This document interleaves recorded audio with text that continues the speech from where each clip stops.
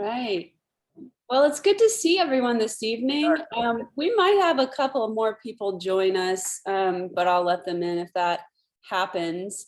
I recognize a lot of faces and names here, but not all of them. So I'm wondering if everyone might be able to briefly say hi and where you're calling in from this evening, if you want. I'm Kelly Yarbrough. I'm on the board of Shadowcliff, and I'm calling in from Manhattan, Kansas. And I'm going to rename myself so that you know my name is Kelly and not just Shadowcliff. Bob and Judith, do you want to go next? Yeah, it's hot here. I hope you're appreciating that it's a little cooler. Oh, There you go. There we go. So you are calling in from Fort Collins. The Fort. Very good. No one be offended if I mute you at some point if there's background noise, okay? You can always unmute yourself. You'll do it, huh? You'll mute it. All right. I don't have to get up and move around. Julia, do you want to go next? Yes. Hi, I'm Julia Del Rosario, and I am calling from Shadowcliff, actually, in Grand Lake, Colorado. So I'm happy to meet all you guys so far. Julia is on staff this season at Shadowcliff, yay! And she's going to be doing our next community university session in July. So glad she could join us. I am so excited. It will be cooked soon. It will be. Alan, how about you? Yeah, hi everybody. I'm Al Larson. I'm in Arlington, Virginia, which is just across the Potomac River from our nation's capital, and out kayaking today and here to learn something tonight. Great, thanks so much. Anne, would you like to go next? Oh, you're on mute, Anne. There you go. Hi again, I'm Ann Wormley, Centennial, just outside of Denver. And we've been connected to Shadowcliff. Gosh, our first visit was like in the late 70s. And then we did a lot of camping at Arapahoe Bay with our kids. And then we were back to staying at Shadowcliff the last several years. Very good. Thanks for joining us. Leslie and Steve, how about you? I'm Leslie Friesen, Stephen Spalding, and I was a Shadowcliff volunteer 72, 73, 74, and we are constant Shadowcliff visitors, and we'll be there in August, and we are in Louisville, Kentucky. Yay, thank you. Sue, how about you? So I'm Sue Rempel, and I am calling in from Santa Fe, New Mexico, and was out to Shadowcliff a few weeks ago for a really lovely visit, and I'm planning to be back in either sometime in July. Very good. I'm getting a little feedback from someone. I'm not sure. You might just make sure you're muted if you're not speaking. Thank you. Next on my screen is Desiree. If you're there, Desiree, you're welcome to unmute and say hi. Hi, I'm Desiree Morell. I'm from Wichita, Kansas, but I'm calling in from Howard, Colorado on vacation. And I know about Shadowcliff when my daughter was a rotating staff there a couple years ago. Oh, can I ask who your daughter was? Erin Morell. Oh, I don't think I know Erin. I don't know. It was a couple years ago, but she was rotating staff. So fair enough. Thanks for being here. Jay Lane is next on my screen. If you would like to unmute and say hi, you can.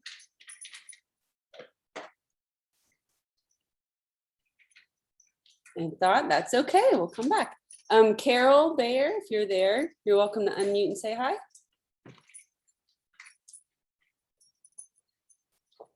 It's okay. Another just tuning in, listening. Christine. I am, oh, hold on. I think I got this. There we go. I'm Christine Martell and I'm here in Denver. I've been a guest and I helped out this spring with some of the volunteer work. Nice to see you all. Very good to see you, Christine. Thank you all so much for being here. It's so nice to see a great mix of people from our community, from staff people and leadership, board members, volunteers. This is really, and visitors. This is great. It's exciting that Shadow Cliff, you know, most of us know it as a place in Grand Lake with a physical location, destination, but we're a community of people all over the world, really. And so while 2020 was a really difficult year and we had to close down most of our operations, Dave and I were talking about this amazing thing called Zoom that came into our lives in 2020.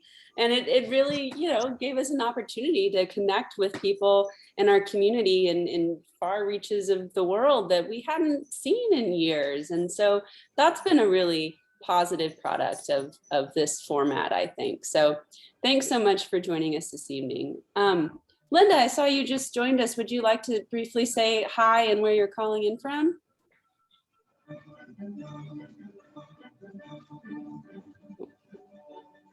You're on mute, Linda.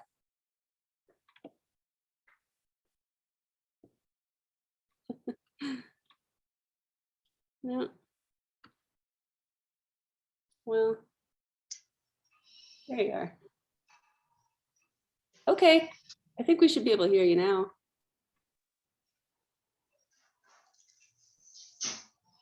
No. Okay, should we come back to you, Linda?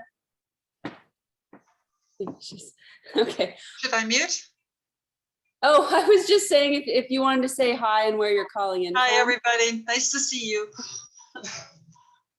Okay, thanks for joining us. Thank you. So I wanted to introduce you all briefly to Dave Lively, our guest this evening, who's going to be sharing a really fascinating presentation for us. And actually, I was connected to Dave from I think Bob Mann. You and Dave go way back, and then our current director Kathy Baldwin has also had several conversations with Dave. So he comes highly recommended. Dave lives in Grand Lake, but he travels all over the state, sharing different stories about Grand Lake and Colorado history. He does tours into Rocky Mountain National Park. He has also adapted to COVID times with this Zoom format and has been very active, it sounds like, in the past year with virtual programs, but he's starting to do in-person programs again, which is great. And we're very excited to have him join us today. Dave, do you want to say hi and kind of tell us what's up in Grand Lake these days before we jump in? Kelly, thank you. And thank you for those kind words. Yeah, Bob and Judith and I have known each other for, oh, I don't know, Bob will probably correct me, but probably 15, 18 years up here in the Grand Lake area. And they've just been wonderful people. And what they and everybody does at Shadow Cliff is, I'm always amazed whenever I hear anything about Shadow Cliff or whenever I visit up there.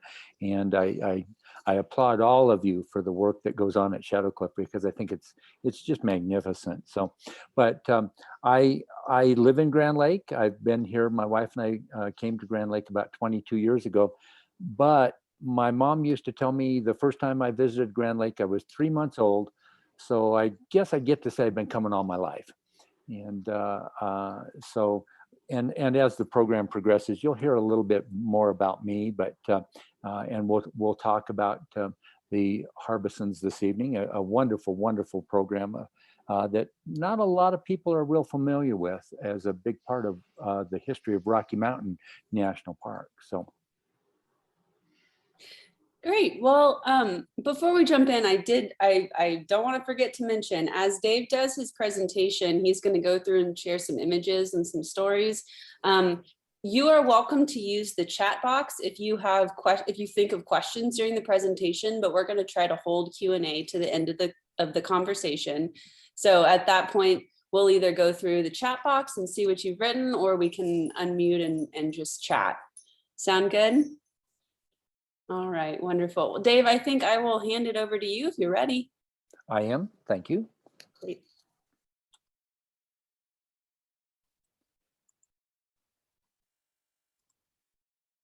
Ladies and gentlemen, I would like to introduce you to the Harbison family.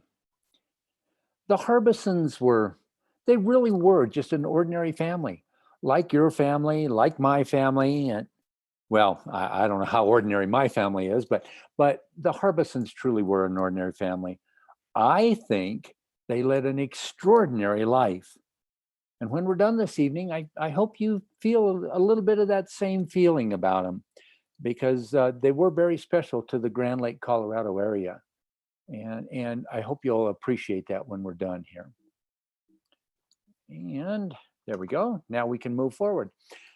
Before I talk about the Harbisons in the Grand Lake area, I want to go way back in time to the Civil War. The gentleman on your screen is Andrew Harbison. He's father or dad in the whole thing that we're going to talk about this evening. Andrew Harbison lived with his wife and 2 children in the middle of Pennsylvania. When when the Civil War broke out, he was asked to serve as a volunteer in the Pennsylvania militia. Can't talk this evening, I'm sorry. He did join as a volunteer. Like most volunteers, he served about 8 months and went back to his family in Pennsylvania. Well, almost a year later, he was asked to serve a second time. And he, of course, said yes again and served in the Civil War the second time, like so many of the volunteers did. He didn't know it, but at the time, it was getting near the end of the Civil War.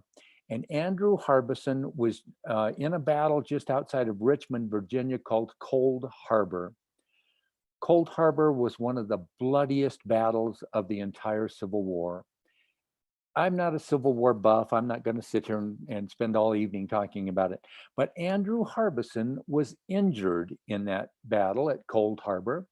His left heel was shot off. They did some surgery on him. They patched him up a little bit, and they sent him to the Union Hospital in Jefferson Barracks, Missouri, not too far outside of St. Louis.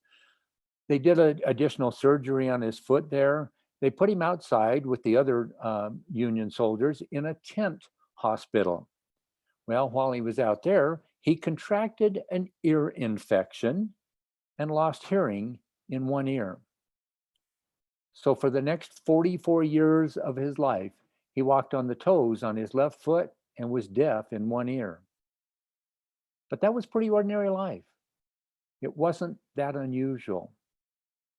Well, finally, after recovering from his second surgery there at Jefferson Barracks, he went back to Pennsylvania and rejoined his wife and their 2 children. And apparently he said, you know, that Missouri area is beautiful. Why don't we move out there and we'll start life over again?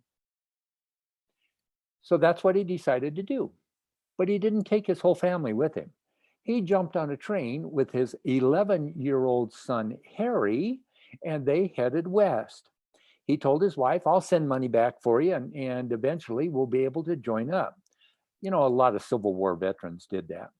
Well, Andrew and Harry jumped on a train, but they couldn't go very far because he had to get off the train every now and then to make a little bit of money, doing a little ranching or farming or helping out with some people. And he'd send a little money home and keep a little bit for his train ride. It literally took him almost 2 years just to get back to Missouri. In that 2-year period of time, he told his son, Harry, that Harry's mother had died and his little sister was now being raised by her grandmother, which is true, she was. So in far western Missouri, Andrew met another lady by the name of Mary Quinlan, and they got married at her brother's house in Stella, Nebraska, just across the Nebraska border. They got married and they started moving up and down the Kansas, Nebraska, Missouri border.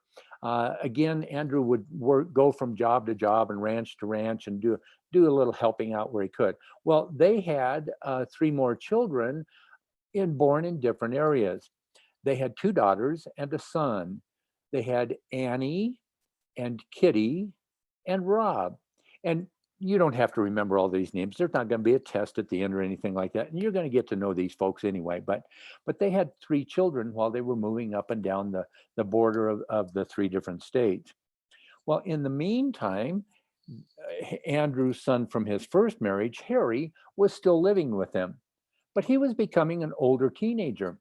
And about when he was 19, he announced that he was going to the mountains of Colorado and be a gold miner and strike it rich. So he set off on his own for Colorado. He ended up in Leadville. I know most of you probably know where Leadville, Colorado is. It's about 140 miles from Grand Lake, but Leadville was a big mining town. They did a lot of silver and gold mining there. But you know, the miners themselves didn't make very much money. The mine owners, they made a lot of money, but it was hard work, and the miners weren't paid very well. Well, in Leadville, Harry met a lady and they got married and subsequently had a young son. And Harry said, you know, this gold mining isn't paying very well. I need to take better care of my family. So he went to work for the United States government at the 2nd facility of its kind in the nation. It was a fish hatchery. They were raising baby rainbow trout because more and more tourists were now coming to Colorado, and they would stock the rivers and streams and lakes with these rainbow trout because many of these tourists were bringing their fishing poles with them. Well, by now, this was the early 1880s.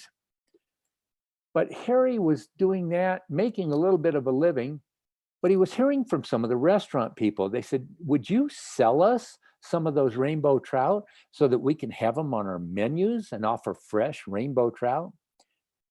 Well, a little bit later this evening, you're going to hear that Harry Harbison was a little bit of a scoundrel, but even Harry knew that he could not sell federal government property to the restaurants.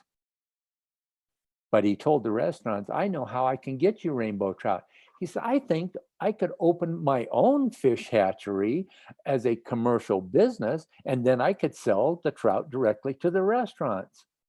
So he wandered around the mountains of Colorado in the late 1880s, and he stumbled across a small lake about a mile outside of the Grand Lake area. It was called Carlton Lake. And he said, this would be ideal for my fish hatchery. So he went back over to Leadville and he got his wife and his son and his wagon and all of his worldly possessions, and he moved to Carlton Lake. He built himself a small cabin on the side of the lake, and he went down to Grand Lake with a net and netted a bunch of fish and took them up to Carlton Lake and put them all in the lake. And they all died. Come to find out that Carlton Lake is a spring-fed lake. The water comes out of the ground in the bottom. Well, fish need aeration. They need running water and they need air movement in the water. And, you know, Harry probably said something like, I should have known better than that. So he wandered around the Grand Lake area and he found the Tonahutu stream. Runs not too far from Shadow Cliff, doesn't it? He found the Tonahutu stream on the North Inlet and he put a shovel into the side of it and he started digging a 2-mile ditch to bring fresh running water to Carlton Lake. This is a photo of Harry Harbison's ditch that he dug. It took him 2 full summers of 1890 and 1891 because we still call these the Rocky Mountains. Well, you can see it wasn't a very big ditch, but he just needed to run a little bit of water into Carlton Lake. In the 2-year period while he was digging this ditch, he and his wife were talking about Carlton Lake. And they couldn't figure out who Carlton was. Nobody in town seemed to know, and nobody remembered anybody by the name of Carlton. So Harry and his wife Lulu changed the name of the lake to what we know it as today, and that would be Columbine Lake. Here's Harry Harbison at his house after several additions on it, of course, there at Columbine Lake. His camera-shy wife is out in the garden out behind the cabin. But Harry also had a fish hatchery on the side of Columbine Lake. And for those of you that are real familiar with Columbine Lake, you know that today it looks a lot different than this.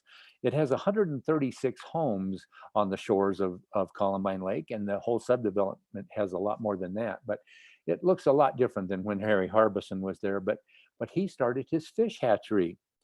It was successful once he got the water to the lake, and he did indeed start selling trout to the restaurants in Grand Lake and the surrounding area, and sometimes all the way down to Georgetown. So it wasn't a lot of money, but he was relatively successful at it. Well, in the years that Harry was here in the Grand Lake area, out at Columbine Lake, and even before in Leadville, I'll call it the other Harbison family, or the second Harbison family. They had come out from now living in Nebraska, and they had come out to visit several times. And well, Andrew probably said something like, you know, that Colorado area is beautiful. Why don't we move out there and start life over again? So that's what they decided to do. They packed up again in basically a covered wagon, and they headed west. They made it as far as Denver area, and Andrew got a job downtown Denver, but they also wanted some land of their own for a change. So Andrew and Mary Harbison went north of Denver, and they found a piece of land that they could homestead. You know, for those of you that may not be familiar with homesteading, I just want to back up a little bit. We had several homestead laws in our nation, but the most prevalent one, and the one that was used quite often, was the 1862 version that President Lincoln signed. And that said that the federal government would give you for free up to 160 acres. All you had to do was build a house the first year and then improve the agriculture every year for 5 years. Then you would prove up to some inspectors that rode around the country on horseback. That was called proving up. And then they would issue, the federal government would issue you a land patent. Today, we'd know that as a deed or a title to the land. But that's what the Harbisons decided to do. So Andrew and Mary filed on a 160-acre homestead about 8 miles south of the small community of Greeley, not too far from Fort Collins. And so they decided to start that homestead, but Andrew still had his job downtown Denver. So he'd ride the trolley back and forth for the weekend, while Mom and Annie and Kitty and Rob all worked on the homestead, building fences and a corral and the house and stuff like that. That would have been in 1891. Things were going along pretty good. And then 1893 hit. Most of us are very familiar with the silver bust of 1893 and the huge depression in our country, when the federal government devalued silver and went on the gold standard for the monetary basis. Well, it threw our country into a depression that was severe. Some people say that the stuff that we've been going through for the last 15, 18 years, the 1893 was 7 to 10 times worse than what we've been going through. You know, it was pretty severe, but it hit Colorado the hardest because that's where all the silver was coming from. Well, yeah, there was still a little bit coming from California and Nevada, but the majority of the silver for the government was coming from Colorado, and now the government didn't want any.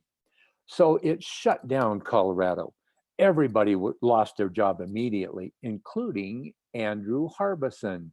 He lost his job about 3 days later. But he went back to the ranch and he said, you know, I lived through the Depression of 1856 and shoot, it wasn't very bad. And we know how depressions go. You know, 5 or 6 months from now, everything will be fine. Everybody will be back to work and we'll just move forward a little bit. But it wasn't. The Depression kept going. And by the end of 1893, the Harbisons were getting a little bit desperate for food. But they had a small source of income. Because of Andrew's injuries in the Civil War, he was getting a pension check every month. And by 1893, it was all the way up to $7 a month. Well, you know, even in 1893, $7 a month didn't go very far. So they were able to buy some groceries, but eventually by the end of 1893, they were starting to sell stuff.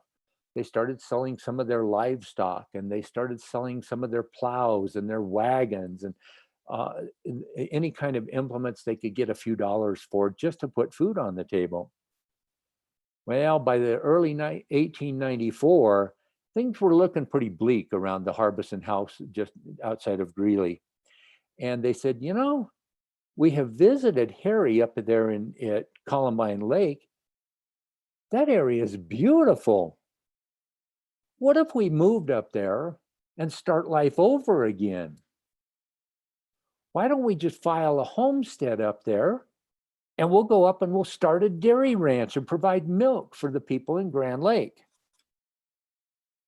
But Andrew and Mary had already had a homestead, and they hadn't had it for 5 years. They didn't own that land yet. They were still borrowing it from the federal government. So if they up and walked away from it, they couldn't file another homestead. But the girls could.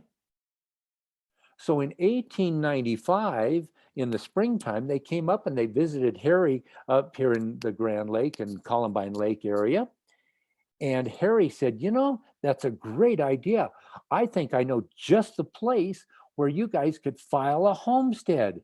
It just happens to have a fresh running stream that runs right through the middle of it that I dug just a few years ago. So in 1895, Annie, who was now 27, Kitty, who was now 23, filed for homesteads of 160 acres each. Their younger brother, Rob, he was only 19 at the time, and you had to be 21 to file a homestead, or there probably would have been 3, and my story'd be all messed up. But the 2 girls each filed on 160 acres.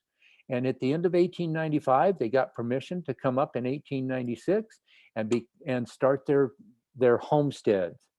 In 1895, this picture was taken of Andrew and Harry. Now, this picture, as you can see, this was a studio picture. These pictures were very expensive. You had to stand really still for 30 to 40 seconds while your image was burned onto a glass negative. Most of these pictures cost about $8 to $10 in the studio. Well, Andrew's monthly paycheck was $7.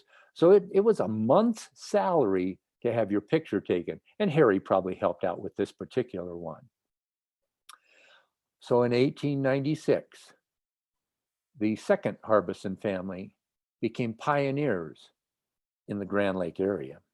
They weren't the first homestead here. They were one of the very first homesteads, but they came up and started a dairy ranch. Andrew Harbison wrote in his journal. He would write almost every day. He wrote a lot most of the time in the winter time. In the summertime, they were plain too busy for him to write. But in the evenings, he'd sit down with his daily journal and write just what life was about and what was going on. And a couple of times this evening, I'd like to read from Andrew's journal, because he wrote this about going to Grand Lake. He wrote, I arrived at Grand Lake July 15th, 1896. Annie and Kitty arrived here September 11th. Mary and Robert arrived November 1st. Since coming here, we've done considerable work on the girls' homesteads, built a cabin and moved into it on January 8th, 1897. The first snow fell about the 25th of October. We have snow frequently since. The snow at present is about 20 inches deep. We've all had good health since coming here. The winter so far has been moderate. Little did he know. Andrew wrote that on January 20th, 1897. And it probably was a very average winter.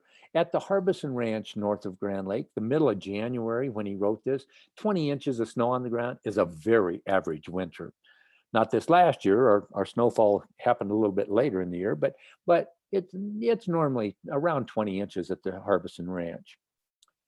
You know, later in their lives, Annie and Kitty would both write some of their memories of their lives here in the Grand Lake area and the Harbison Ranch. Annie wrote extensively.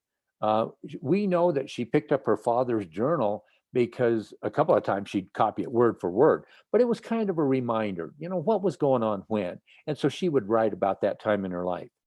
Kitty Harbison, all of her lifetime memories are on the back of 2 envelopes. It was paper that was available, but all she did was write about livestock. Sold the Mitchells a horse, bought 2 cows from the Johnstons, had a cow that was born, that kind of stuff. But I'd like to read some of Annie's memories a couple of times because she also wrote about coming to Grand Lake. And it starts off just like her father. July 15th, 1896, father came to Grand Lake. September 11th, 1896, Kitty and I came to Grand Lake. And November 1st, 1896, mother and Bobby came to Grand Lake. And the rest of it changes from there. She wrote, Harry and I went to Denver after them. We were storm stayed from Tuesday until Friday at the Big Chief Mine.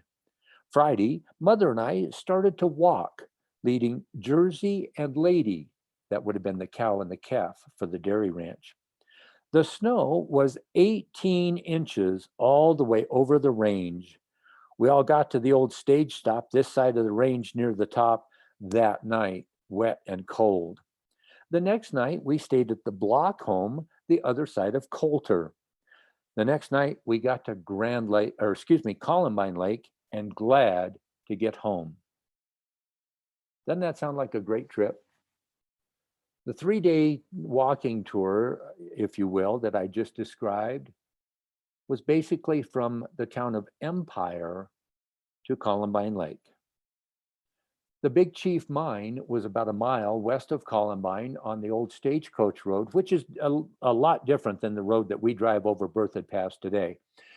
It was actually much shorter, 4 miles shorter over Berthoud Pass, but they walked from there after sitting and watching it snow for 3 days. The first day they walked up to the top of Berthoud Pass. Up on top, there was 18 inches of snow. And well, for you ladies in the audience this evening, think about what these women wore. Long wool skirts. The wool that holds water, and when you walk through snow, it freezes like an ice block around your ankles. But that's what they were walking in. So that night they were very wet and cold. The next night, they walked all the way down the side of Berthoud Pass and all the way to what people would refer to as a block house. Literally, it was a 4-square house, but people could stay there overnight, and locals especially. This was just outside of Coulter. Coulter was nothing more than a coach stop, but it was about 4 miles south of current day Granby. Well, the next day they walked from there, that they just finished up that last 24 miles up to the Columbine Lake. Oh, come on, you can all walk 24 miles in a day, can't you? Well, think about it. These people, all these people at that time, walked everywhere. They were used to walking a lot. And they might have had 2 horses with them, so they might have ridden part of it, but they did write that they walked an awful lot of it. But these people got up and they were walking before the sun ever came up. And if they needed to, they were still walking after dark if they were headed someplace, and they were headed home. So that was a big incentive to go there. Well, Annie continued in her memory. She wrote, January 8th, 1897, we moved in our first little cabin. It was home, sweet home, and we were so happy. Well, here's their first home, kind of. Their first homestead house was actually the small building in the lean-to that you see almost in the middle, a little offset to the right. That cabin was approximately about maybe 10 or 12 feet by about 16 feet. All 5 adults lived in there, And they hadn't built a barn that first year. So the cow and the calf stayed in there with them at night, because in December, January, as many of you know, we have 25 or 30 below zero, and the cow and calf would have frozen if they'd left them outdoors. The picture that you're seeing was taken many years later. On the left, they built what they called the big cabin. We would know that today as a living room. And then on the right-hand side of the original cabin, they built a bigger kitchen. Kitty's cabin is off to the left of a big cabin, just a few feet. And this is what those buildings look like with 20 inches of snow on the ground. So you get up when it's 25 below zero, and you go outside, and well, if it snowed 3 or 4 inches of snow overnight, you start digging the trail to the outhouse so you can use the outhouse at 25 below zero. Did I mention that you guys wanted to homestead in the mountains of Colorado? Maybe not. This was Kitty's cabin. As I mentioned, it was not too far away from the big cabin, but it had to be across the property line because of the Homestead Act. So they just built this cabin, and it was also later a bedroom, and they had the big cabin as the living room. But you see the original sod roof on it. This picture was actually taken in 1964 of Kitty's cabin. So, but that's how they got started and how they lived. And here they are down near the beach of Grand Lake. Father probably took the picture. That's why he's not in it. But on the left, you see Mother and the two girls. Standing up is Annie, the older of the two girls, and sitting down is Kitty. You know, Kitty was very much like her mother, a little laid back and pretty conservative, really. Annie, many people wrote that she was the life of the party. She could dance all night long and milk the cows the next morning. Their younger brother, Rob, is on the right there. It's hard to see in this picture, I know, but Rob Harbison was partially blind all of his life. I've seen his elementary school pictures, and you can see it in there. And I'll show you a picture later. You'll really see it there. But as I mentioned, Rob was only 19. You know, speaking of the two girls, let's say there was a recipe that called for 2 eggs. Well, Kitty might say, you know, wouldn't it be just as good with 1? Annie, how much better would it be with 3? But a lot is told in this picture, and I'm going to ask you to refer back to this picture a little bit later, but Annie's got her hands on Kitty's shoulders. The girls were always very close. They were 4 years apart in age, but they were very much like twins. As we move through, I'd like to read some of Andrew's memories again. He wrote this almost 2 years to the day after that first journal entry. He wrote this on January 27, 1899. All hands breaking roads and shoveling snow off the buildings. Mr. Schnorr and Mr. Hedrick were here this evening. They tried to get to Grand Lake, but stuck in the snow and had to turn back. Snowed most of the day. The snow is about 49 inches deep. This is the deepest snow I have seen in 30 years. Remember that moderate winter of 1897? Well, this was the blizzard time of 1898-99. This is actually the second worst winter in Colorado history, the first being 1913, which just totally devastated all over Colorado. As a matter of fact, it killed hundreds of people in downtown Denver when buildings caved in from the weight of the snow. But 1898-99 was the second worst winter in Colorado's history. And they had over 4 feet of snow on the ground. Can you imagine trying to feed those cows that they had? They only had a few cows because they were just barely starting to milk them. Well, even a few months later, Annie wrote in her memories that on April 13th, 1899, attempted to take the horses down to the Stillwater Range. Got about a quarter mile from home, couldn't go no further, and couldn't get them back home. Came home, got shovels, dug down to the ground, making them nice box stalls of snow. We took them hay, water, and blankets. They were very comfortable. We only had 3 horses to shovel for. Snow near the cabin, 36 inches deep in the middle of April. The fact of the matter is they had run out of feed. The Stillwater Range, for those of you that are real familiar with the area, is where Shadow Mountain Lake is now. A lot of sagebrush grew down there. The wind blows down there more than it does at the Harbison Ranch. And you can turn your animals loose in the wintertime. They can find a little bit of grass and scratch up a little bit of feed. And that's what they were going to do, but they couldn't get them down there. They took 3 days to get those horses coached back up on top of the snow early in the morning when it had a little crust. And they got them eventually back to the house. But you know, a few months later, Andrew made another journal entry. This was, the snow was long gone. This was the end of June. He wrote, started to Empire for provisions. Now, this time he was on horseback. Returned the 30th, making the trip in 3 days and 5 hours. Provisions and expenses, $70. This is one of the few times that Andrew wrote how long something took. So we know this was a pretty much, well, we'll call it a record. Let's see how that would be today.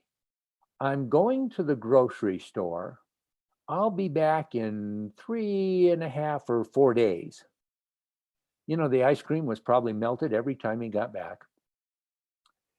I mentioned that they spent $70 on expenses. He didn't even get to bring everything home.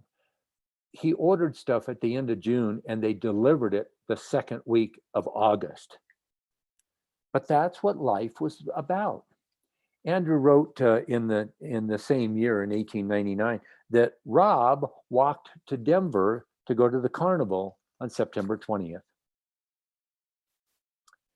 This lovely lady is Kitty Harbison. This was also about 1899 when this picture was taken, lovely young lady that she was. Well, I mentioned a man that was stuck in the snow. His name was Henry Schnorr. He owned the Green Mountain Ranch. Some of you may be familiar with Green Mountain Trail. It's right across the street from where, right across the highway from the Green Mountain Ranch was. Henry Schnorr did not homestead that ranch, he bought it. But Henry Schnorr was a contractor downtown Grand Lake. As a matter of fact, several buildings he built are still standing today. And he came down the Stagecoach Road right in front of the Harbison house. Well, you know what I'm going to tell you. He would stop for coffee every day or two. And you know that I'm going to say that he fell in love with Kitty Harbison. And Henry asked Kitty to marry him. And she said yes. Well, for you gentlemen out there, I'm going to show you that I know that Henry Schnorr was in love with Kitty Harbison, because when she said yes, he went back to his house and he added that bay window on the west side of his kitchen because Kitty Harbison loved her geraniums. I told you he was in love. Well, a few months went by, and over the winter, Annie and Kitty were sitting and talking about the upcoming wedding that they were going to have in the springtime at the Harbison Ranch, and making all kinds of plans. And apparently, Kitty just turned to Annie one day and said, "I can't marry Henry Schnorr." Well, of course, Annie would have said, "Why not?" And Kitty said, "Well," she said, "I've been thinking about it. If I marry Henry Schnorr, half of the Harbison Ranch will go away." It hadn't been 5 years. They didn't own the Harbison Ranch. They hadn't received their land patents yet. If she'd have got married, that part of the homestead would have disappeared. She said, not only that, but Mother and Father are getting older, and Father is a lot of help around here, but he limps a lot. And well, Rob, he helps around the ranch, but he moves kind of slow. She said, "Annie, you can't run this ranch by yourself.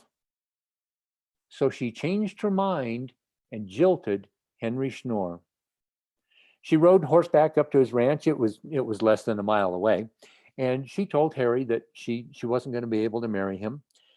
Henry Schnorr apparently was a pretty good guy. He actually said, okay, and he went down to Grand Lake a few months later and actually married another lady who had, and he and that lady had 2 little girls eventually. So, apparently he would still stop in and have coffee with the Harbisons. That's what good neighbors do. So time went by. Well, Andrew's journal again talks about at the end of 1899. He wrote this on Sunday, the 30th.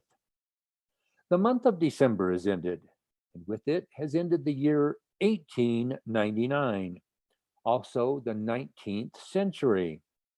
The month has been very favorable for outdoor work, cold at night, but mostly moderate in daytime.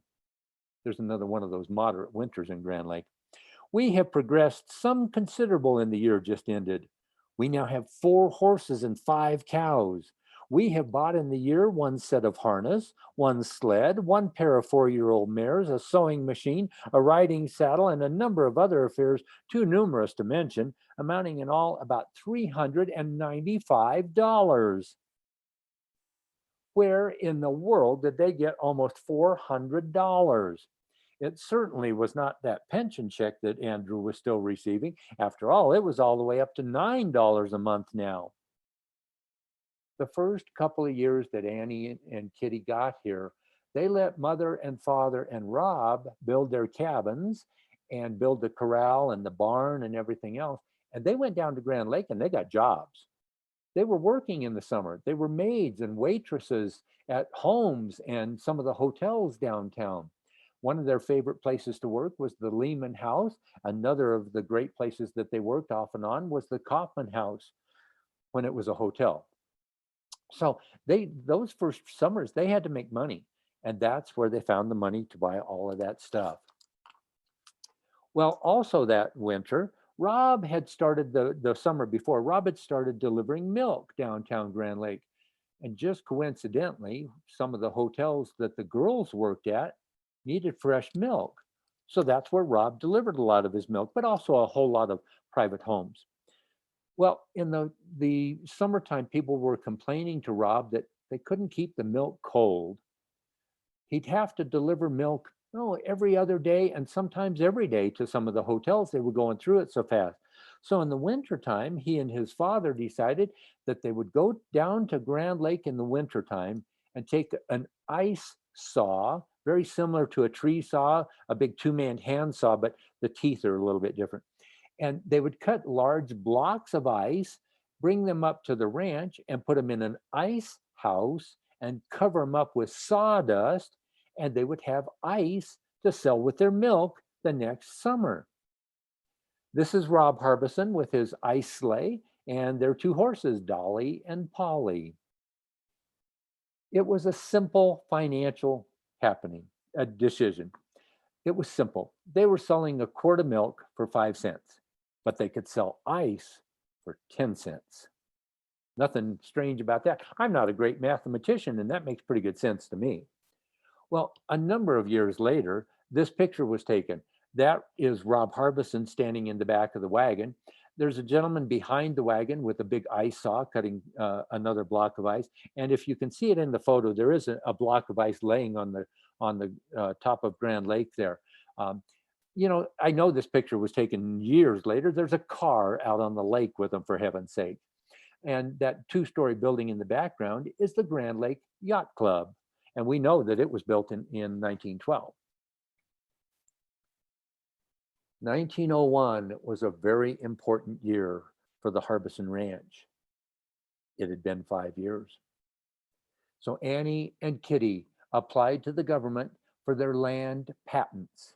And in 1892, both Annie and Kitty Harbison were issued their land patents. Finally, they owned the entire 320-acre Harbison Ranch. Just some quick math. They applied for their homestead in 1895. They finally got permission and they started their homestead in 1896.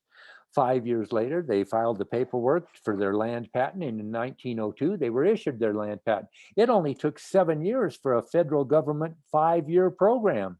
Even today, that'd be darn good, don't you think? So 1901 was a very important year because of that. But also in 1901, the girls leased the entire Kaufman Hotel. Mrs. Kaufman and her children left Grand Lake. She'd had about enough winters up here, but she left and Mr. Kaufman still had a hotel to run. Well, the fact of the matter is in 1900, men did not run hotels, nor did they clean up after people. I won't go into conversations about that today. I won't talk about that. But Mr. Kaufman had a hotel to run, so he just leased the whole thing to Annie and Kitty. Well, now instead of just being waitresses there, they got all of the income for renting the rooms at the Kaufman Hotel. So they had enough money built up by the end of 1901. They didn't have to work anymore.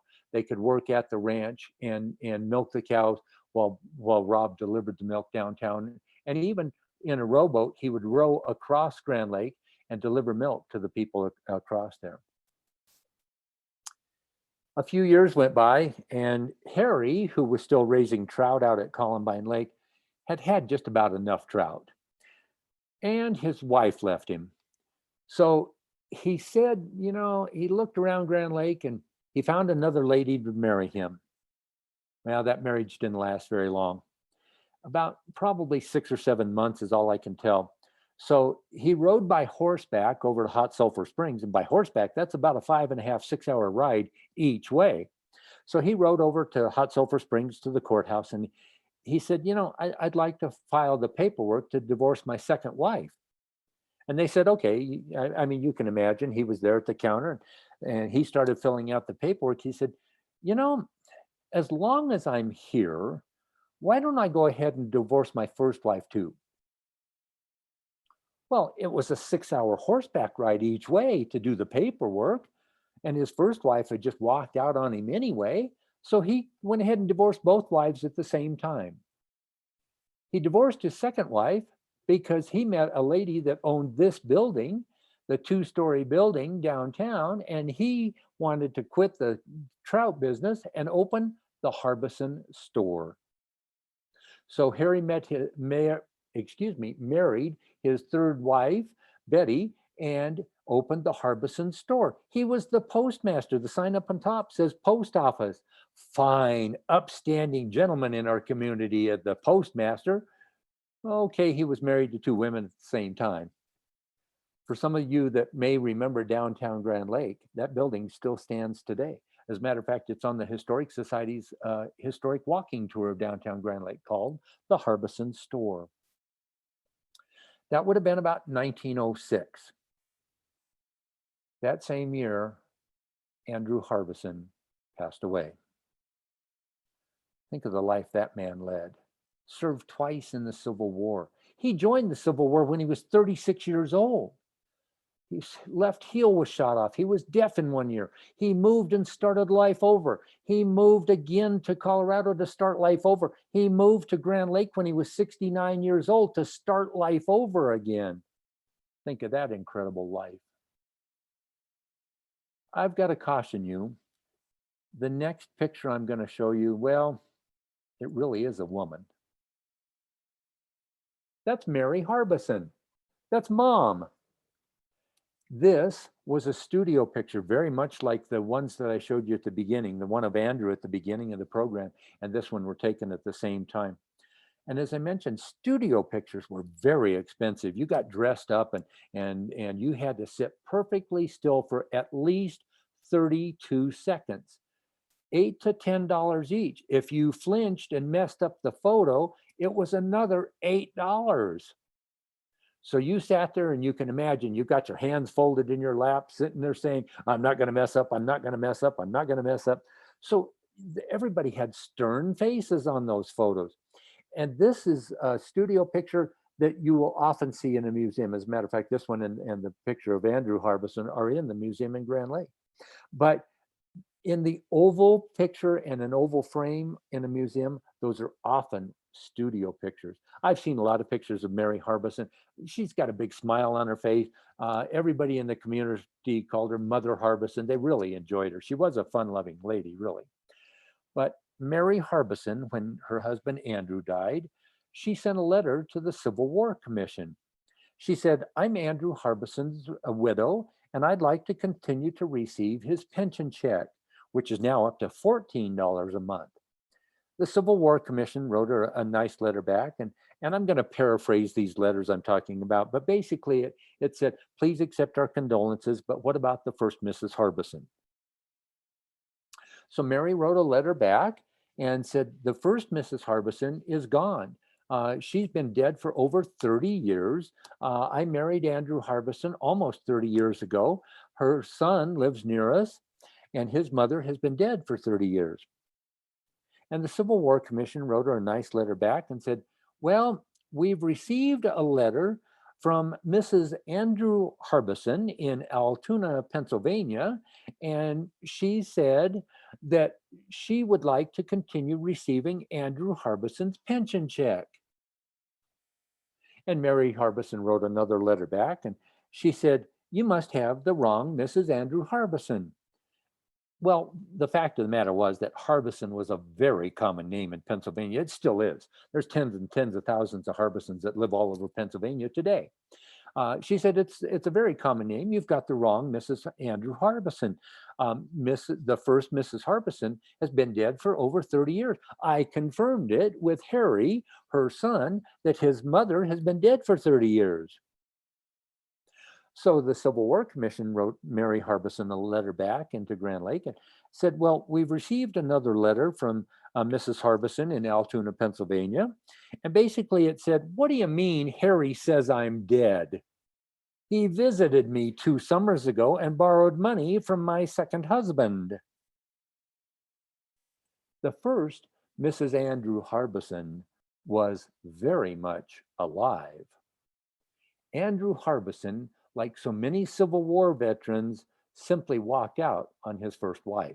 Yeah, he sent her money for a while, but he basically walked out on her. But wait a minute, I told you at the beginning that he told Harry that his mother had died and that his little sister was being raised by her grandparents, and I told you that was the truth, because it was. For some reason that we don't know, his little sister was raised by her grandparents. We don't know why her mom didn't raise her. There's no record of it or anything like that, but there is a record that she was raised by her grandparents. I might have stretched it just a little bit for you. But the first Mrs. Harbison was very much alive, and she wanted that $14 a month pension check. After 2 years of these letters going back and forth, finally the Mrs. Harbison in Altoona, Pennsylvania said, you know, it's obvious she needs that $14 a lot more than I do. Just give it to her. So the Civil War people started paying Mary Harbison $14 a month in Grand Lake, and she would continue to receive that for a number of years. While all of that nonsense was going on, a gentleman by the name of Squeaky Bob Wheeler in 1906 built the Hotel de Hardscrabble up the Kawanichi Valley, about 10 miles from the Harbison Ranch. People were riding horseback from Estes Park to Grand Lake, and he built a hotel to get them to stay there.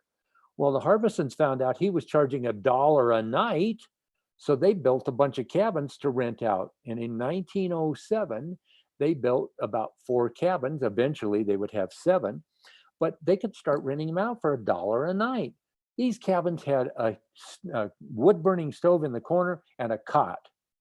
They didn't have any electricity or running water or anything like that. Shoot, there was no electricity at the Harbison Ranch for the first 27 years. But they had these rental cabins, so it was another source of income for them. While all of that nonsense was going on in 1907, remember a man by the name of Henry Schnorr? Kitty Harbison jilted him. Well, Henry married another lady, as I said, and they had 2 young daughters. Well, about this same time, his wife came to him and said, I am not staying in this godforsaken land any longer. And she left.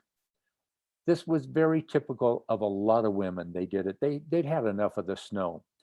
But she did something that most women, when they left their husbands, didn't do. She left the kids. Well, Henry Schnorr, again, at the turn of our last century, 1900, men didn't know how to take care of children. Henry Schnorr had an 18-month-old baby that they carried around on a pillow because she hadn't learned how to walk yet, and a 4-year-old.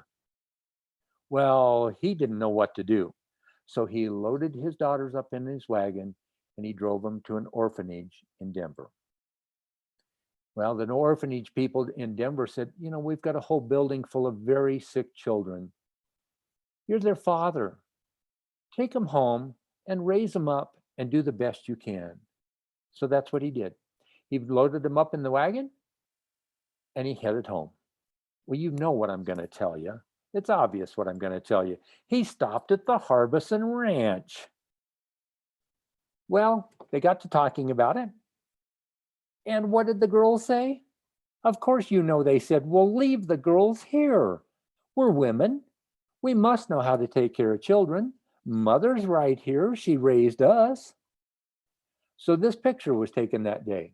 That's Henry Schnorr off to the left there with his older daughter, Beatrice.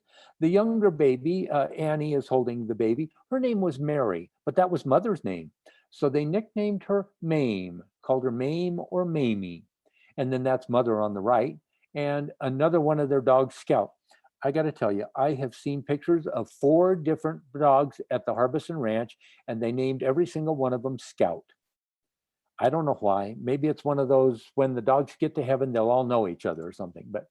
But Henry Schnorr left his daughters at the Harbison Ranch. He did not abandon his daughters. I mean, he still stopped by every day or two for coffee, for heaven's sakes, on his way to work. This was just Grand Lake's first daycare center. Well, a couple of years later, Henry Schnorr met another lady downtown Grand Lake, and they got married. And he took her up to Green Mountain Ranch and got settled in. And they came down to the Harbison Ranch and said, "Okay, girls, it's time to come home." Well, this was a couple years later. So Beatrice, she was a few years older. She was just past 6 years old. And she said, "Great, let's go." But Mame, who was now 4, wrapped her arms around Kitty and Annie and said, "No, these are my mom." And if you think about it, I mean, she was 18 months old when she got there. This is basically the only parent she'd ever known. So the new mom, she might have said, well, that's one less mouth I have to feed. But Mame stayed at the Harbison Ranch, and Beatrice went to live with her father and his new wife. You know, again, they weren't abandoning him.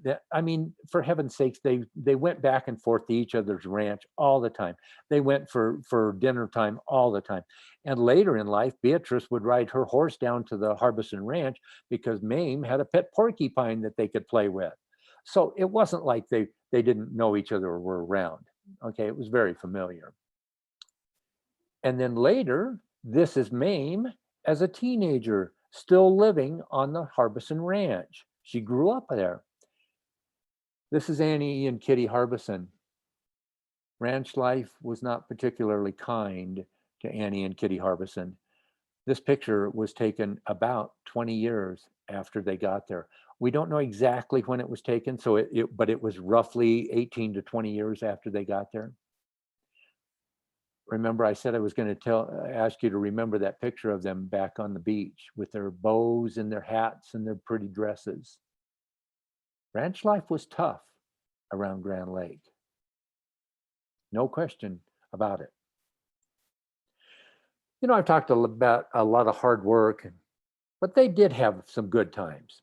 This is one of their beautiful Christmas trees. Now, this picture was taken a few years later in the big cabin, but you know, they'd cut down a tree out in the yard and bring it in and decorate it with popcorn strings and live candles, of course. And they'd have their Christmas celebration usually on Christmas Eve after dark, so they could light the candles on the tree, and they would probably make a small gift to exchange with each other. And you know, Christmas was over in 15 minutes or so, and blow out the candles. Of course, the next day was also reserved to go to church. They were very active in the Grand Lake Community Church. But you can imagine the thought process. We have a log cabin. We have a dead tree inside and live candles on it. How about we blow the candles out pretty quick so we don't burn our house down? So that was Christmas time. But I also want you to pay attention to the books around the Christmas tree. Andrew Harbison was a very, very well-read man. He'd read anything he could get his hands on. All the family was literate. Even Rob, with his partial blindness, could read. It took a very strong magnifying glass and hold it close to his eyes, but he could read a little bit. But you know, it wasn't uncommon for the women to be illiterate at the turn of our last century. But the Harbison ladies were all literate. They could all read and write very, very well. So it wasn't a big issue. You know, a few years go by, and in 1915, they dedicated Rocky Mountain National Park. This was the dedication on September 4th. President Woodrow Wilson had signed the bill in January 26th of 1915, establishing Rocky, but nobody wanted to snowshoe to Estes Park and for the celebration. So they did the dedication September 4th, 1915.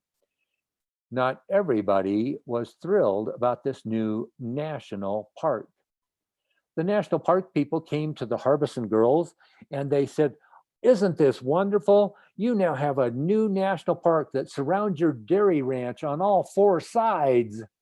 By the way, did we tell you? We don't allow cows in our national park. Sell us your ranch." And the girls said no. They said no for many, many years. The national park people came back to them year after year and said, "Please sell us your ranch."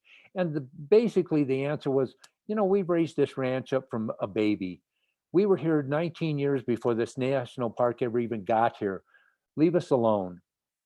They actually called the National Park Service people government revenuers. They really did not like Rocky Mountain National Park. A few years later, in 1917, a well-to-do family came to the Grand Lake area out of Denver. They had a second home up here. And the man and his wife had a 4-year-old daughter. Well, the 4-year-old daughter had a nanny that came with them for the summer. Her name was Myrnie Klein, the nanny's name. And Rob Harbison was delivering milk to that family. Of course, he wasn't delivering it to mother and father. He would deliver milk to the nanny. Sure, you know I'm going to say it. They fell in love.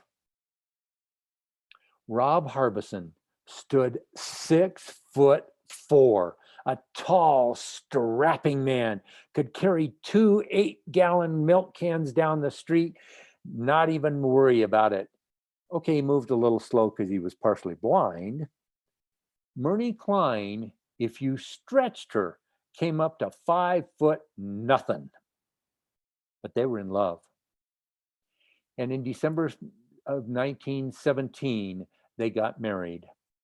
They had to wait until December because Myrnie Klein's grandmother said she could not get married until after her 17th birthday.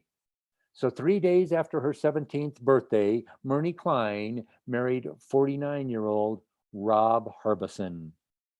Yes, even then, that was a large disparity in their ages. But in this picture, you can see Rob's blindness very well. Rob's sitting down in this picture. Myrnie Klein is not. The lady on the right that you see there, Myrnie Klein, was my great aunt. She was my grandma's sister. I knew Aunt Myrnie and Uncle Rob very well when I was a little boy. I played at their house here in Grand Lake and a small house they had in the town of Berthoud, Colorado, north of Denver a ways. I knew them very, very well. And that's why 17 years ago, I put this program together to honor the Harbison family and have made presentations about it at Rocky Mountain National Park for the last 17 years. The years start tumbling by. Mother passed away in 1923. Of course, it was a huge loss to the family. Many years later, in 1930, Mame, who was still living at the ranch, got married. She married one of the ranch hands who were helping Rob milk the cows and deliver the milk downtown. And a few years later, they had a son, and here he is about 3 years later. His name is Howard. Mame's last name was Gudgel. She married Red Gudgel, a ranch hand. And Howard Gudgel was actually born inside Kitty's homestead cabin on the ranch. There we are with another collie down there, another dog named Scout. And you know it's a Kitty and Annie sitting there. They're still holding hands after all these years. A few more years start tumbling by around the Harbison Ranch. Many years later, in the 1960s, these photos were taken of some of the outlying buildings. The building in the middle there, that was the chicken coop. The two-story building off to the right behind there, that was the house for the ranch hands. They had 4 ranch hands eventually. And the small building in front of that was the 4-hole outhouse. Off to the left is the barn. You can see where they built it in different sections over the years. Now, I couldn't hear you groan, but I'm sure some of you groaned when I said 4-hole outhouse. Come on, nobody's that good of friends. Why did they have a 4-hole outhouse? Because these are the Rocky Mountains. Usually when you dig an outhouse, you dig the pit as deep as you can so you don't have to move the outhouse very often. Well, at the Harbison Ranch, where the glacier had come through and left that deposit of rock, you dig down 3 feet, you run into a boulder the size of a VW Bug. So they built their outhouse sideways so they didn't have to move it as often. Often when I do this presentation and there's children in the audience, I'll ask them if that barn looks like a good place to play. And many times they say, oh yeah, it would be great. And I said, well, I know it was a good place to play. I never played in that barn, but my dad broke his arm when his little brother threw him out of the 2nd story of that barn. So they did play in it quite often because my dad's uncle was Rob Harbison. This is probably my favorite photo of Annie and Kitty. That's Kitty on the left and Annie on the right, and yet another collie named Scout. You know, this is one of those pictures we all hate. Come on outside, I want to take your picture real quick. Oh, no, let me, let me clean up, let me change my clothes. I need to brush my hair a little bit. No. I mean, there's flour on Kitty's apron, and Annie's hair is tousled a little bit, and it's just one of those real quick pictures. But look at all the geraniums in their windows. I'd like to read something to you. This was not written by Andrew Harbison. This was written by a lady by the name of Carolyn Roan. The Roan were another family that homesteaded about 10 miles south of Grand Lake. But Carolyn loved to write, and she wrote this: the Harbison girls are gone, and their going was as brave and simple and poignant as their living. The long winter shadows of the Never Summer Range down the North Fork Valley will no longer fall upon their evening activities about the homestead. Spruce and pine boughs are heaped high over a double grave in the Hilltop Cemetery, so near their ranch. Stricken with pneumonia 10 days ago, the lives of both Kitty, age 66, and Annie, age 70, were despaired of from the beginning. Kitty passed away at noon on Election Day. Annie lingered until dawn Sunday, November 13th, 1938. Kitty took to her bed first.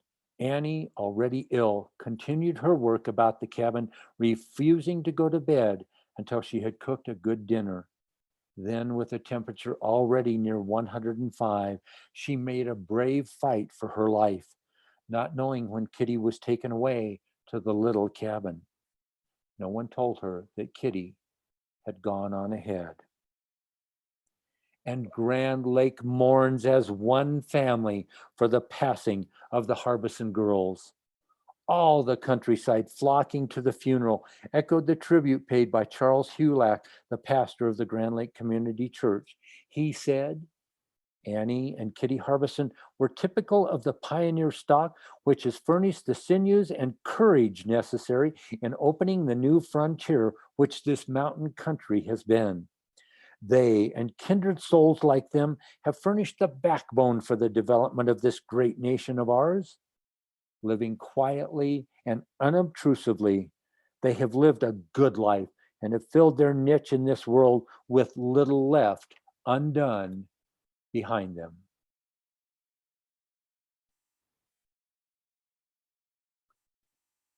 When Annie and Kitty passed away, it was front page news in the local newspaper in Grand Lake. And even before that, when they both fell ill of the pneumonia, it was front page news that the Harbison girls were very ill. It went out over the AP wire service, and it was picked up in Denver by both the Denver Post and the Rocky Mountain News. And it was on the front page that the Harbison girls were very ill. A few days later, when the Harbison girls passed away, again, of course, it was front page news here. It was again front page news on the the Rocky Mountain News, and it was on page 3 of the Denver Post.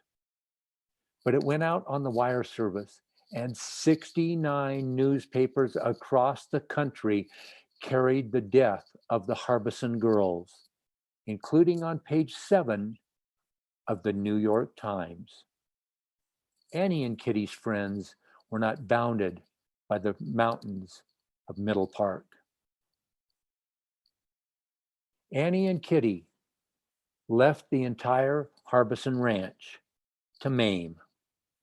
The daughter of the man that Kitty jilted now owned the entire Harbison Ranch.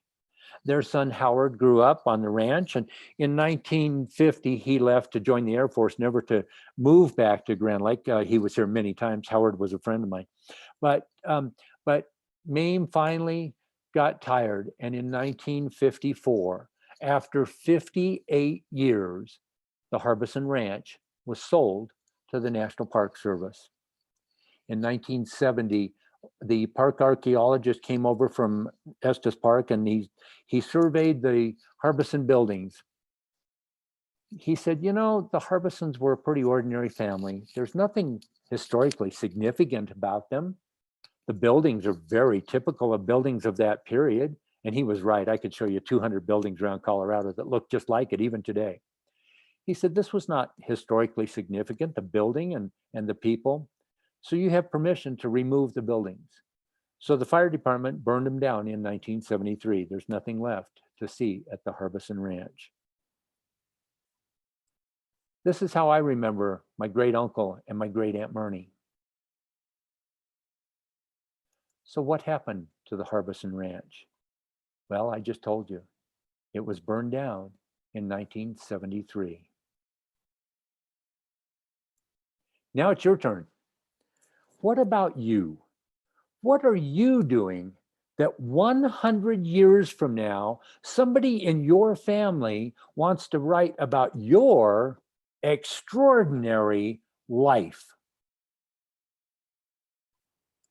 Ladies and gentlemen, I want to thank you for this evening. I'm going to stop sharing my screen. We will open it up for questions.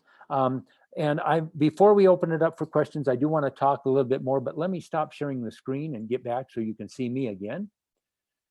Ladies and gentlemen, as many of you know, we had a small fire in Grand Lake last October 21st. Well, it really wasn't very small. By the time it got to Grand Lake, it was over 100,000 acres in size. 366 of my neighbors lost their homes. My wife and I lost our house in the fire, the East Troublesome fire, and it was a pretty tremendous loss to it. But we didn't lose our home. We still have Grand Lake. As many of you know, the fire came very close to Shadow Cliff. The firefighters later did another burn around the Shadow Cliff area to prevent the fire from backtracking on itself. They saved Shadow Cliff and the Grand Lake Lodge miraculously. They saved the town of Grand Lake, quite honestly. But you know, the area is already rebounding. When I drive into Rocky Mountain National Park, the fire only burned about 3 miles into the park, and then it's all green again, of course, plus some of the gray trees from the beetle kill infestation. But the park only lost less than 10% of the entire park burned. That's only 30,000 acres in Rocky.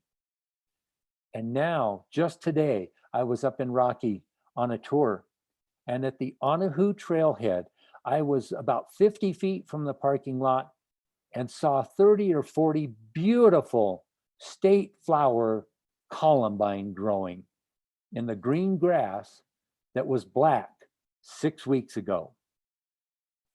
It is recovering, folks.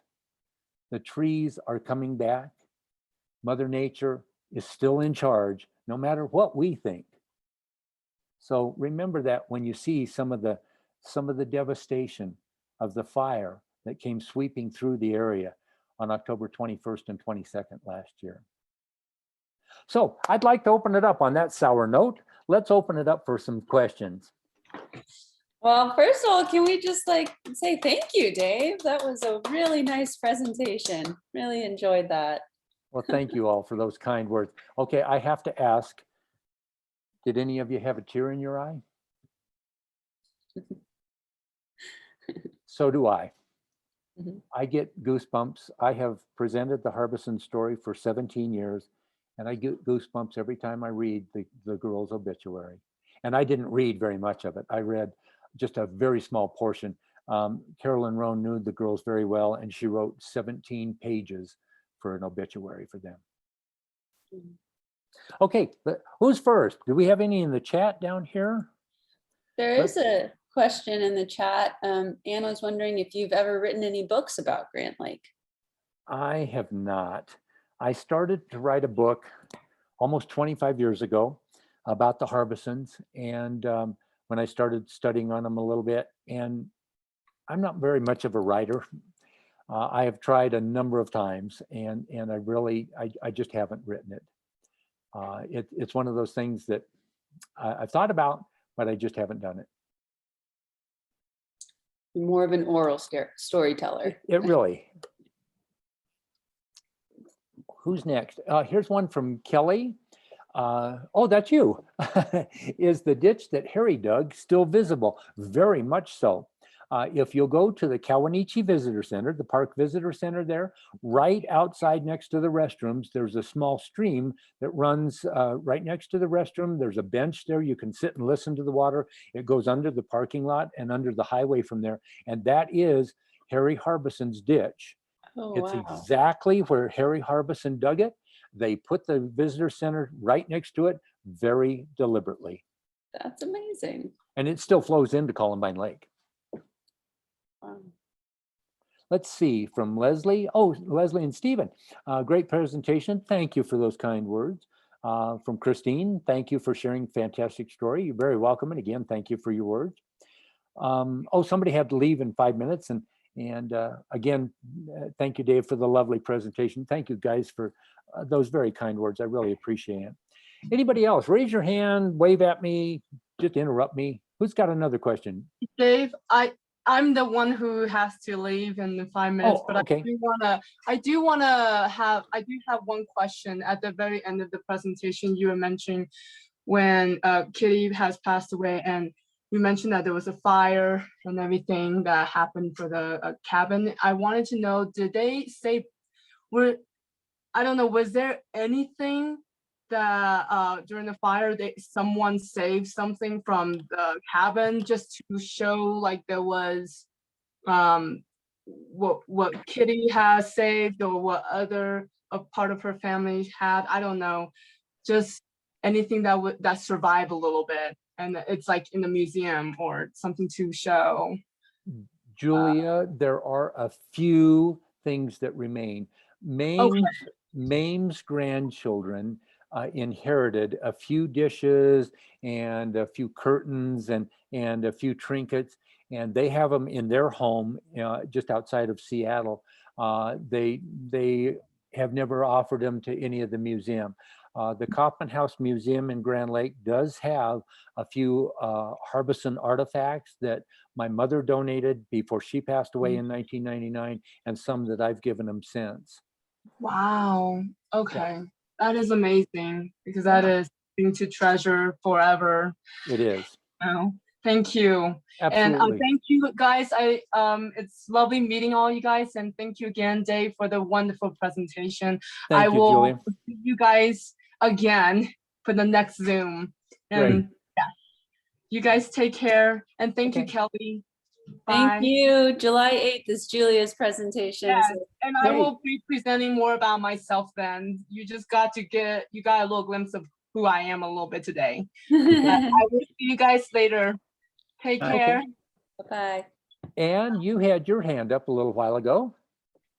Anne, go ahead. On the 26th, you're going to be at the Inglewood Public Library. What is the name of the talk you're going to do?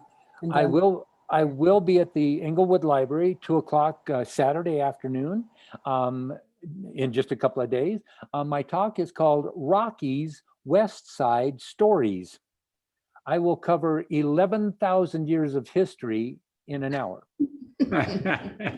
Okay, I'm going to miss a couple of things. I know that. But yeah, I do Rocky's West Side Stories.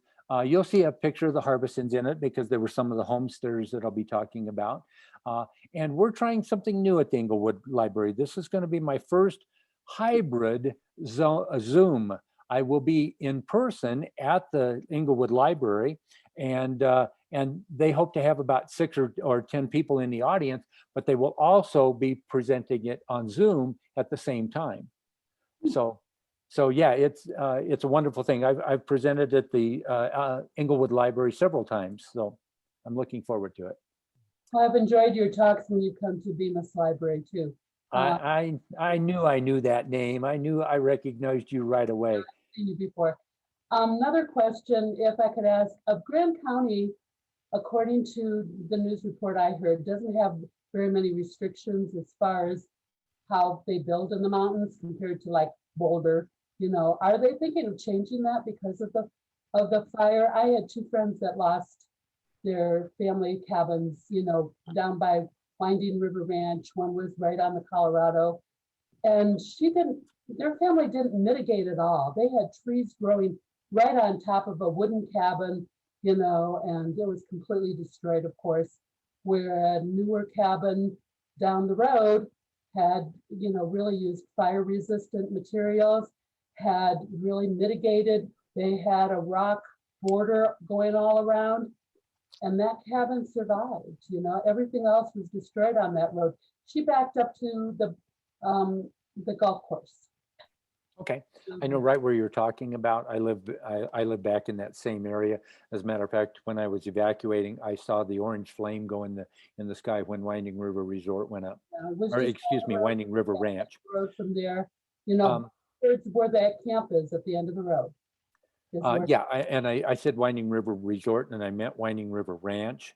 Travis Bussey and his family, who have been here for a long time, we shared a meadow with Winding River Ranch. Oh, wow. And I've known the Busseys for a number of years. But my house was 11 years old. I had very new product in it. I had a lot of fireproofing done at the time it was built, and my house burned to the ground, and 6 of my next door neighbors did too. The fire really didn't care that much. And yes, we do have zoning laws throughout Grand Lake as well as Grand County. Grand County does have some zoning laws. They don't have near as strict as Boulder. Nobody has as strict as Boulder. We don't have historic preservation zoning of any kind throughout Grand County. There's none. It doesn't exist. I've been pushing for it for 22 years. But Boulder has very strict historic preservation zoning ordinances. You have to get with the zoning people about any area of historic nature, but that doesn't exist up here. even though I personally think it should. And Shadow Cliff should be one of those buildings. How old is the building at Shadow Cliff? How old are some of those older buildings that the Rempels built? The combination, Sue could probably speak to this better, but I think anywhere from the 60s to the 80s. Yeah, well, actually 50s. We bought the property in 52, I think, and then started building soon after. Okay, because the first criteria for a historic building, and there are many criteria, but the first criteria you start with is the building has to be 50 years or older. And Yeah. I thought it was probably about that. Yeah. And face it, folks, 50 years ago, well, that was 1971. That wasn't that long ago, was it? So, Yeah. okay, who's Well, got we another- bought it. I'm sorry. We bought Shadow Cliff from Mrs. Cairns, who had homesteaded a lot of the Grand Lake area. And I remember Dad, when he fell in love with the property, he had to track down and see who owned it, and it was homesteaded by her.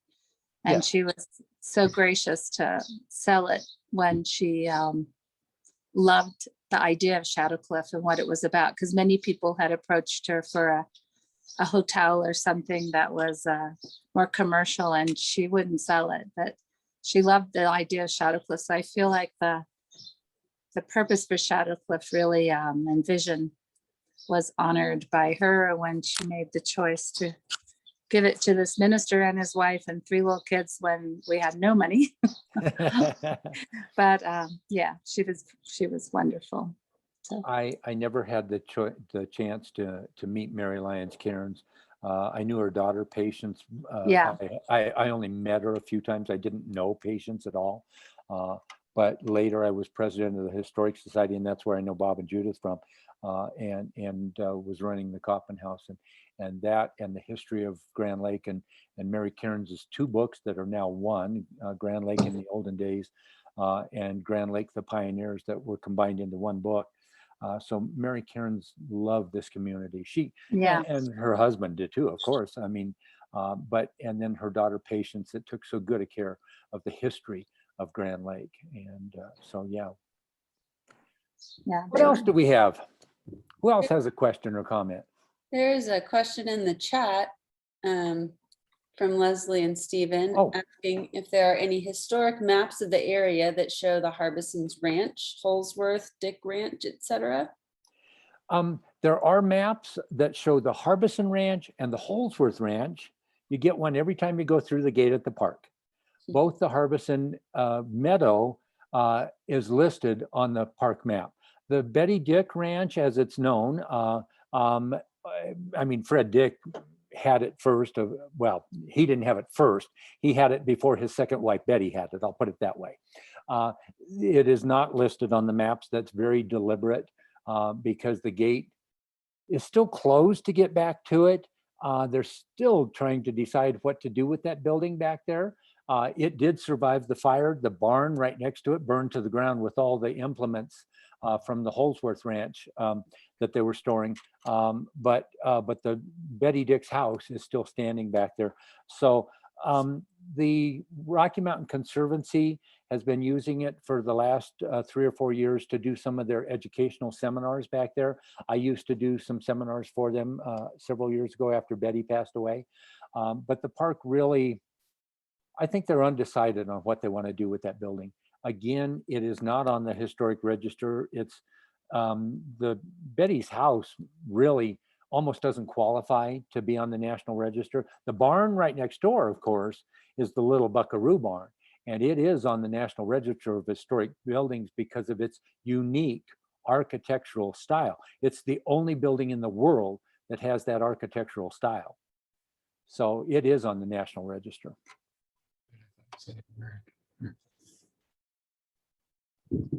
So Dave, when people drive into Rocky now, they'll come to the, to the site for the Harbison Trout Ranch, I think is what it's now called.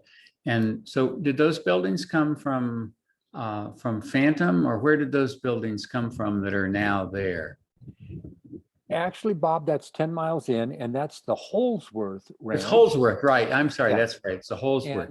And those are the original Holsworth homestead cabins. Ah, Oh, I was mixing John up. and Sophia Holsworth had a saloon in Denver, but John had hunted in the area before the park was here in 1915. But in 1917, they had to close their saloon in Denver. And John said, well, I know that area right next to Rocky Mountain National Park because the river was the boundary of the park. So they came up and homesteaded right across the river from Rocky Mountain National Park. Okay. And they started a cattle ranch up there. They brought cattle up. A lot of the homesteads in the Kawanichi Valley were cattle ranches because they were driving cattle to Denver in the fall because Denver was desperate for beef at that time. Beef was very expensive to be brought in by the train. And so they were shipping their cattle over the mountains to the Denver area. But those are the buildings over there that you can walk over and see and tour with the rangers and the volunteers and stuff. Those are their original homestead cabins. so will they be in the same vintage as what the Harbisons would have been? The Holsworths got here almost 19 years after the Harbisons. Uh-huh. They got here in 1917 and the Harbisons got here in 1896, but it's the same basic lifestyle. You can see what life was like in the 19-teens and 1920s. Same thing the Harbisons were doing. Good. Well, thank you for your time tonight. That was great. It It's was wonderful. good to see you and love hearing the history in a different way. You know, you can still see that the Harbison Ditch on the Tanahutu Trail, Yes. you know, where it actually crosses the Tanahutu. I don't know what, a mile and a half maybe from the trailhead, something like that. Now, Bob, I might be wrong here, but back in former staff days when you had us do staff research projects, Yeah. I feel like Ethan Hepner might have done a research project on this ditch. Maybe you assigned him that topic. Like, what is that ditch over there? Oh, on the yeah. trail? This Oh, is wow. sounding familiar now. I would love to find that and know about it. I've never heard of it. Do you guys still have those records? But Ethan, so one of our staff, we gave staff assignments to do some research on, you know, different things in the Sure. area. And Ethan, I think maybe you're right, Kelly. Somebody did some research on the ditch. Ethan's on a bike trip across the country right now. Yeah, you can find him in that. Another one. Okay. I'll look and see, because I kept some of those research projects that people did. If I find one that I think might interest you, Dave, I'll send it along to you. Wonderful. I would really appreciate that. And of course, the wooden pipe up there that's still there, Right. and how they diverted the water out of the Tanahutu to the generator plant for the Grand Lake Lodge. You know, the Harbisons also later, their first electricity at the ranch was they put a small generator unit on a different branch of the Harbison ditch that they dug just for electricity at the ranch. They just removed that small generator. It was nothing like the other one. It was a small generator, but they removed that about 18 years ago. And I've got pictures of the park maintenance staff removing that and stuff. But the wooden pipe, the Harbison Ditch actually joins the Tanahutu just after, just north of where the wooden pipe tied into the Tanahutu. Right. Yeah. Yeah, good. Very good. Well, Dave, thank you so much for your time tonight. Oh, and do you have any more? Question. Dave, you are a wealth of information about the Grand Lake area. Every time I've heard a presentation, I'm just amazed at how much you know. Have you taped your presentations? If you don't want to write a book, could you please consider taping your presentations for history, whatever? And I would love to even listen to your story again tonight, because there is so much in it, and it was just, you just do an incredible job. Well, Anne, thank you again. I know you've heard me a number of times down at the Bemis Library. I know you have. I have had almost every one of my Zoom presentations have been taped, but I'm a professional speaker.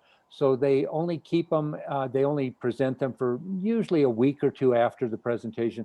Some have put them on their YouTube channel. I have had other people tape me I've given some of the information to the Grand Lake Historical Society for their archival records. The journal that Andrew kept, I had a bookbinding company take his journal apart so I could make copies of it. And the park has copies of that, and the Historic Society has copies of that, and I have them. And so there are things like that that are written as well as taped. I have been taped a number of times, especially in the park. Well, you're an incredible storyteller. I just hope you keep on doing your presentations, especially in the Denver area. Well, Anne, thank you again. And as you know, Anne, I've discussed it before. Starting 2 years ago, I now give private guided tours into Rocky Mountain National Park. I take my 4-door pickup and I take a maximum of 4 people. Usually it's 2, a couple and stuff like that. And I do a 4-hour tour of the Kawanichi Valley. And it's all history based. Everybody learns the 4 different names of the Colorado River. I show them where the Arapaho Indian horse race track was and stuff like that. Stuff that people don't get to hear about and don't experience in Rocky. Mhm. Thank you for tonight. Thank you again, everybody. It's been a wonderful evening. I'm glad I was able to come into your homes, and hopefully the next time you see me, it'll be in person. Yeah, that sounds great. Thank you so much, Dave. And thank you all for joining us this evening. Thanks, everybody. Good night. Shadow Cliff for having Dave. That was an amazing program. I really enjoyed it. Good. I'm so glad. Thank you, Anne. Bye.